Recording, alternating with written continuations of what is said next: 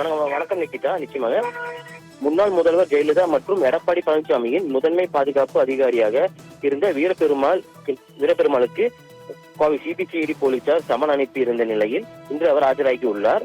கொடநாடு கொலை கொள்ளை வழக்கு தொடர்பாக சிபிசிஐடி சிறப்பு விசாரணை குழு விசாரணையை தீவிரப்படுத்தி உள்ளது.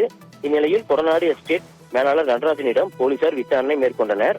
அப்பொழுது கடந்த ஜூன் 19ஆம் தேதி சசிகலா கொடநாடு எஸ்டேட் வந்தபோது பங்களாவில் உள்ள அறைகளை பார்த்துவிட்டு ஏதாவது கேட்டாரா என போலீசார் கேள்வி எழுப்பினர். ஆனால் சசிகலா எதுவும் கேட்கவில்லை என நடராஜன் கூறியிருந்திருக்கிறார்.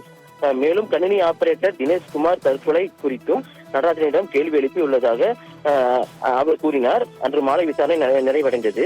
இந்நிலையில் முன்னாள் முதல்வர் ஜெயலலிதா மற்றும் எடப்பாடி பழனிசாமிக்கு முதன்மை பாதுகாப்பு அதிகாரியாக இருந்த வீரபெருமாளை விசாரணைக்கு ஆஜராக சிபிசிஐடி போலீசார் சமன் அனுப்பியிருந்த நிலையில் மேலும் இன்று மார்ச் 11ஆம் தேதி நேரில் ஆஜராகும்படி அறிவுறுத்தப்பட்டிருந்தது. அதே போல் அப்போதைய பாதுகாப்பு பிரிவு ஆய்வாளராக இருந்த கனகராஜ் இறுதியாக விபத்தில் உயிரிழந்த ஜெயலலிதாவின் கார் ஓட்டுநர் கனகராஜுக்கு குறுஞ்செய்தி அனுப்பியது தொடர்பாகவும் அவர் தனது செல்போனை இதுவரை ஒப்படைக்காதது குறித்து உயர் அதிகாரியாக இருந்த வீரபெருமாளிடம் விசாரணை மேற்கொள்ள உள்ளதாக கூறப்படுகிறது. இந்நிலையில் இன்று காலை முன்னாள் முதல்வர் ஜெயலலிதாவின் முதன்மை பாதுகாப்பு அலுவலர் வீரபெருமாள் கோவை காந்திபுரத்தில் உள்ள சிபிசிஐடி அலுவலகத்தில் ஆஜராகி உள்ளார். அவரிடம் தற்போது விசாரணை தொடங்கி நடைபெற்று வருகிறது. நிக்கிதா.